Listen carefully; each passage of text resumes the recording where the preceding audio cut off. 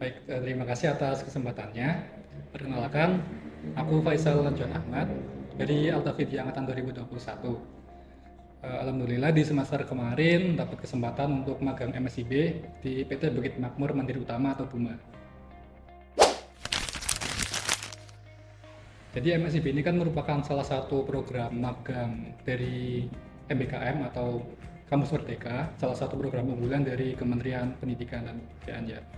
Nah, melalui MSIB ini banyak benefit yang bisa diperoleh. Nah, mungkin salah satunya itu ada benefit terkait dengan ini ya, bantuan biaya hidup.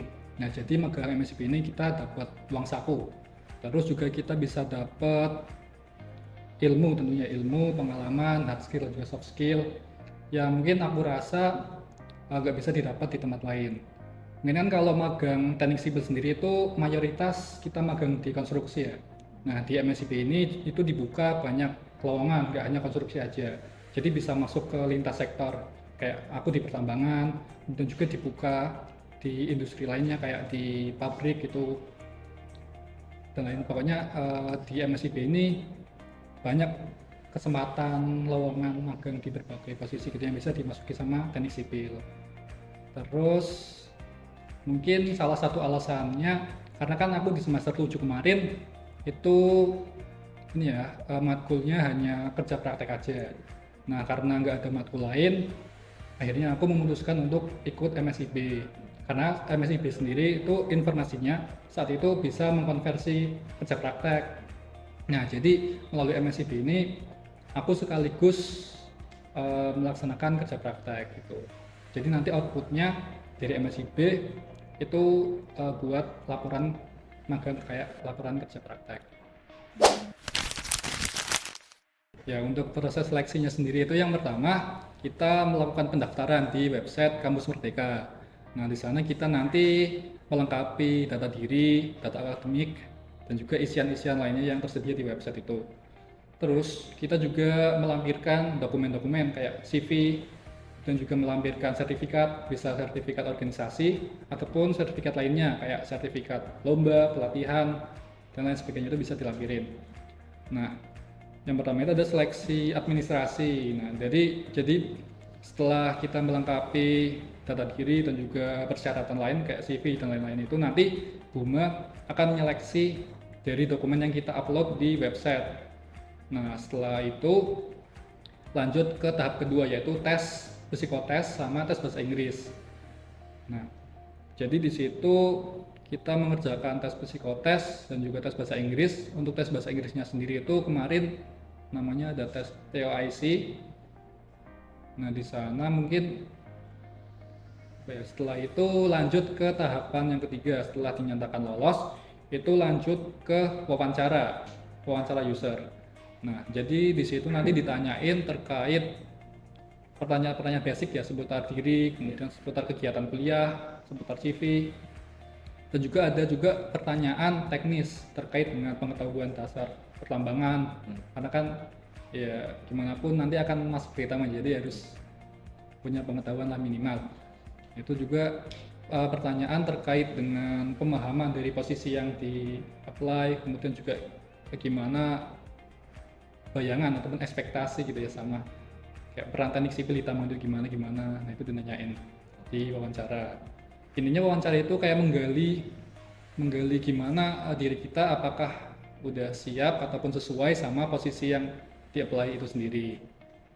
Nah, setelah dinyatakan lolos di wawancara itu lanjut ke tahapan yang keempat yaitu ada tes medical check up atau MCU.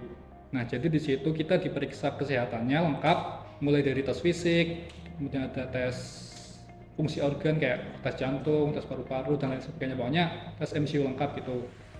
Untuk tahapan sendiri kan MCU itu kita diarahkan ke rumah sakit ataupun klinik. Nah, nanti di sana kita tinggal ngikutin alur prosedurnya aja. Dan itu gratis, semua ditanggung oleh BUMA. Nah, setelah MCU nanti kita dapat offering letter apakah terima atau enggak gitu. Jadi kemarin magang itu cakupan ini ya, cakupan kerjanya itu ada 4 ya aku. Yang pertama itu ada mining proses management, Yang kedua ada mining haul road management, yang ketiga ada mining dewatering drainage management, sama yang terakhir itu ada mining heavy equipment application. Nah jadi untuk kerjanya aku mungkin tiap hari itu bisa beda-beda untuk bisa ya, mengejar 4 target pengembangan kompetensi ini. Jadi kayak di sana itu dapat semacam silabus apa aja yang harus dilakuin gitu-gitu. Nah jadi karena ada 4 apa ya, scope, jadi aku tiap hari mungkin beda-beda. Jadi aku jadwalin, misalkan hari ini aku mau ngerjain ataupun aku mau belajar tentang hal ini. Nah, nanti aku langsung menghubungi mentor ataupun orang-orang yang megang ataupun yang berada di divisi itu untuk ikut belajar ke sana gitu sih. Nah, oh ya mungkin di Buma sendiri itu sistem magangnya dia ada yang namanya kayak project ilmiah. Nah jadi kayak semacam penugasan. Jadi di awal sampai akhir magang itu kita melaksanakan suatu project ilmiah yang nanti di akhir itu akan dipresentasikan ke apa ya, mungkin bisa dibilang ke ini ya, project manager dari Buma itu sendiri.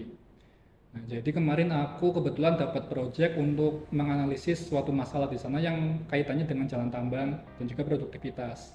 Nah, itu jadi selama kegiatan di sana selain aku belajar dari 4 scope pengembangan kompetensi tadi, aku juga menyelesaikan project ilmiah tadi gitu sih. Jadi kayak tiap hari itu sebenarnya nggak ada jadwal misalkan hari ini ikut apa atau belajar apa, itu nggak ada. Itu kembali lagi ke diri masing-masing sih, karena kayak kita diberikan kebebasan untuk mengeksplor mau belajar apa aja di sana gitu. Jadi kayak diberikan kebebasan, terus kita di sana bebas mau belajar di mana aja gitu. Yang penting dari tanggung jawab mempelajari 4 scope pengembangan kompetensi tadi itu bisa tercapai, sama proyek ilmiah yang menjadi penugasan itu bisa selesai gitu.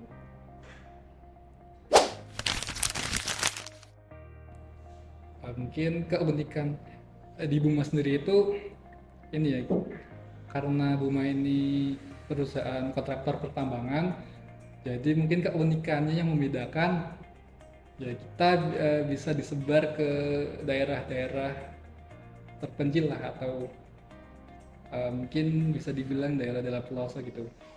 Karena kan tambang sendiri kan terletak di mayoritas di Kalimantan ya kalau di Buma sendiri. Itu sih buat keunikan. Terus di Buma sendiri mungkin ada semacam penugasan ya. Ini yang sangat ya menurutku sangat bermanfaat, karena di penugasan itu kita benar-benar belajar banyak hal. Nggak hanya hal teknis aja, juga kita belajar terkait soft skill, karena kan di penugasan itu kayak kita perlu kolaborasi, perlu kerjasama, perlu komunikasi sama banyak orang, utamanya sama pekerja-pekerja yang ada di sana. Itu sih. Selain hard skill kayak pengetahuan kita yang mendalam terkait dengan yang kita angkat jadi project, itu juga kita bisa belajar dari soft skill itu.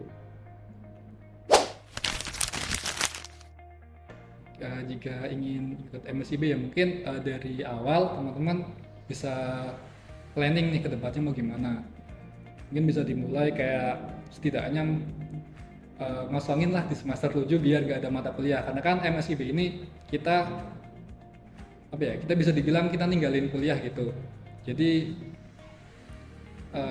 apa ya, sebisa mungkin bisa dipikirkan lagi terkait plus minusnya ya. Kalau minusnya itu mungkin kita kuliah tuh. Nah karena MSIB harus meninggalkan kuliah, jadi itu harus dipersiapin, harus dipikirin juga.